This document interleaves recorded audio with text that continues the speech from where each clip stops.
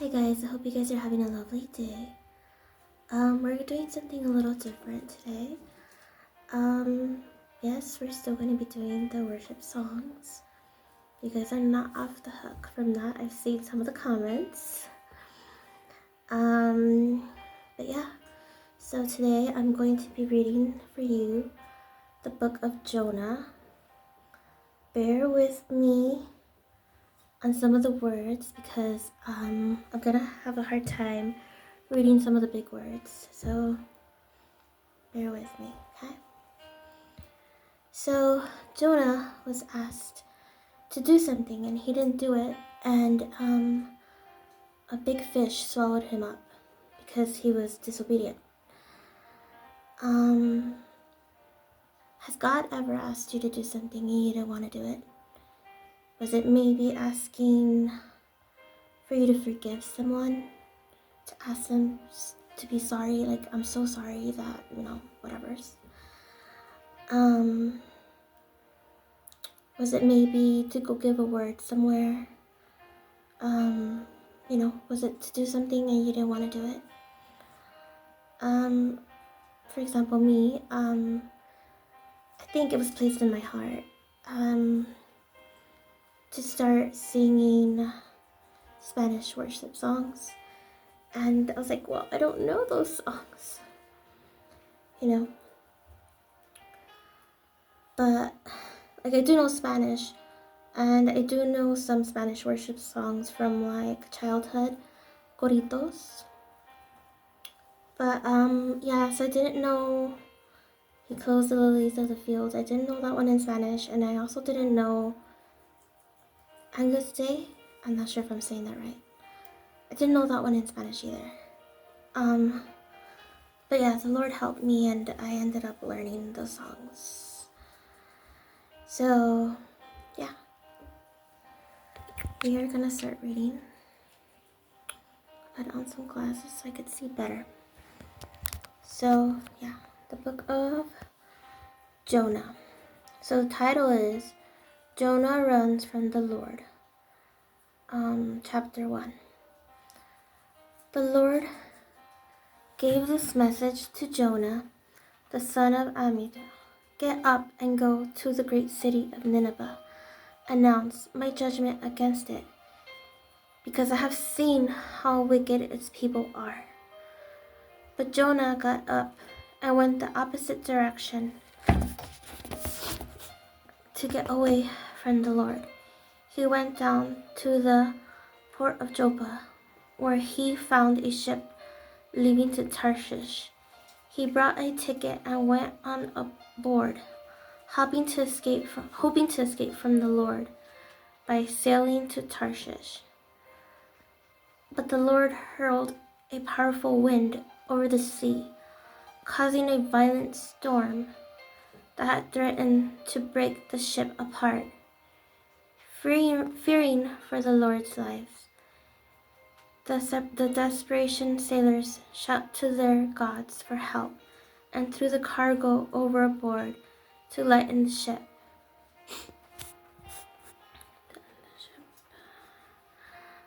But all this time Jonah was sound asleep down to the hold, so that the captain went down after him. How can you sleep at this time like this? He shouted.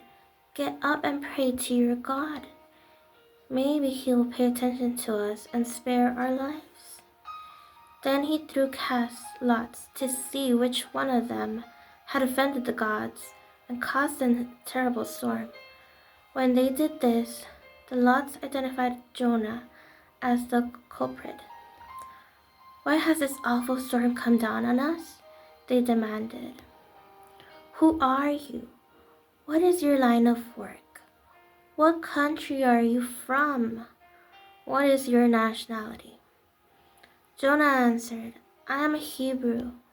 I worship the Lord, the God of heaven, who made the sea and the land.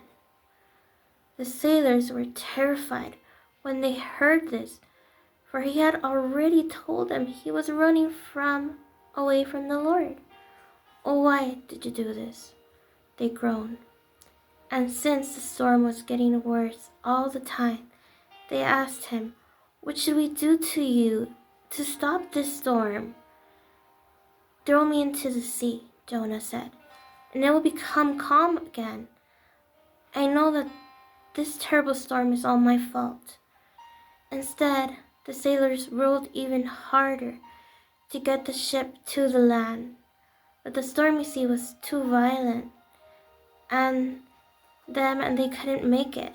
Then they cried out to the Lord, Jonah's God. "O Lord," they pleaded, "don't make us die for this man's sin, and don't hold us responsible for his death. O Lord, you have sent this storm upon him for your own good reasons." Then the sailor picked up Jonah up and threw him into the raging sea, and the storm stopped at once.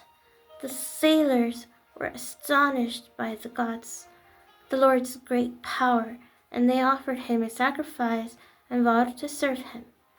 Now the Lord had arranged for the great fish to swallow Jonah, and Jonah was inside the fish for 3 days and 3 nights. Okay, now we're doing chapter 2, Jonah's prayer. Then Jonah prayed to the Lord and his God from inside the fish. He said, "I cried out to the Lord in my great trouble, and he answered me. I called to you from the land of the dead, and the Lord heard me." Okay.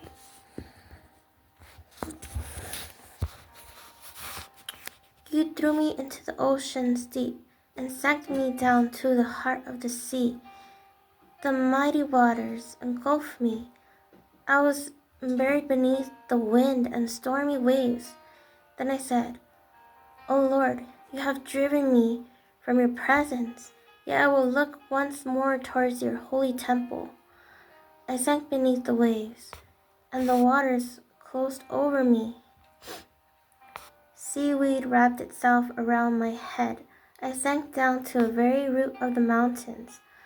I was imprisoned in the earth, whose gates locked shut forever.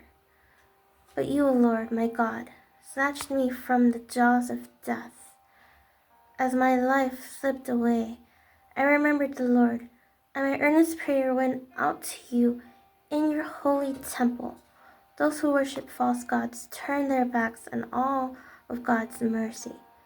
But I will offer sacrifice to you with songs of praise, and I will fulfill all my vows, for my salvation comes from the Lord alone."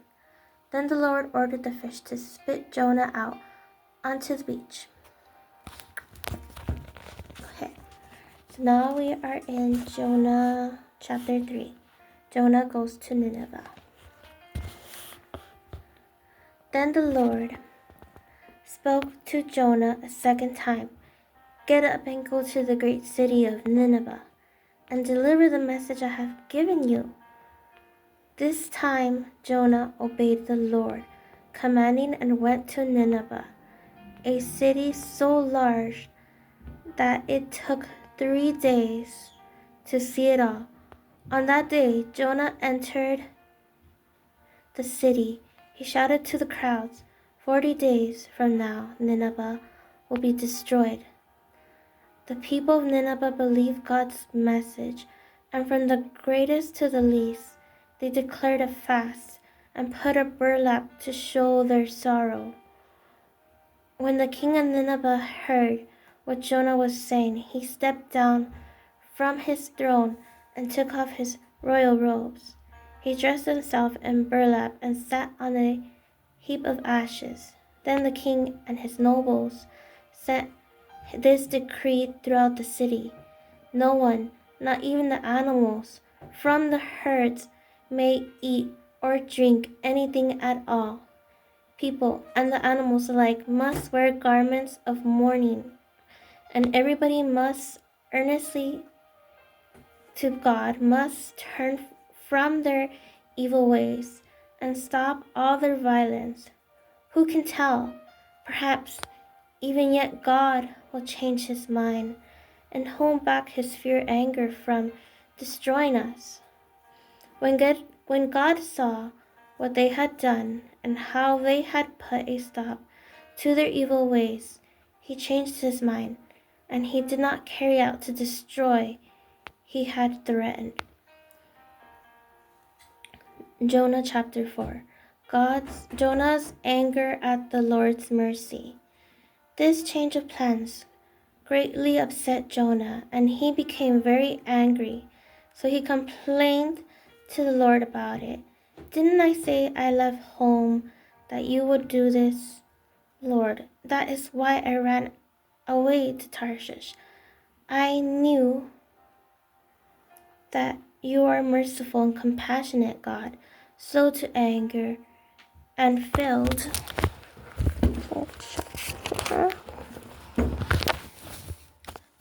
with unfailing love.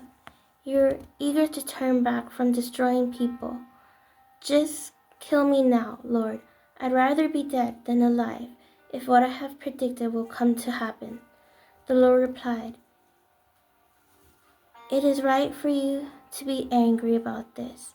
Then Jonah went out to the east side of the city and made a shelter to sit under as he had waited to see what would happen to the city.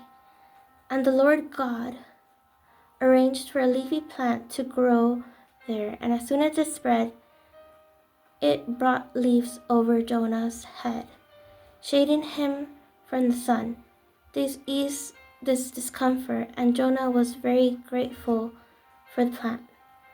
But God also arranged for a worm. The next morning at dawn, the worm ate through the stem of the plant so that it withered away. And as for the sun grew hot, God arranged for a second east wind to grow on Jonah. The sun beat down on his head until it grew faint and wished to die. Death is certainly better than living like this, he explained. Then God said to Jonah, Is it right for me to be angry because the plant died? Yes, Jonah restored. And even anger enough to die? Then the Lord said, You feel sorry about the plant, though you did nothing to put it there. It came quickly to die quickly. But Nineveh has more than 120,000 people. I know I'm gonna have to put it in the comments. People living in the spiritual darkness, not to mention all the animals.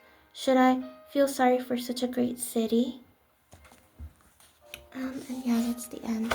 So God was very merciful to Jonah, because if he wouldn't have sent that fish, these people were gonna throw him into the sea. And he would have drowned. He would have drowned if it weren't for the fish. The fact that the fish was there is what helped Jonah from not drowning. So I hope you guys have a blessed day, and thank you for stopping by, and hope you have a lovely day.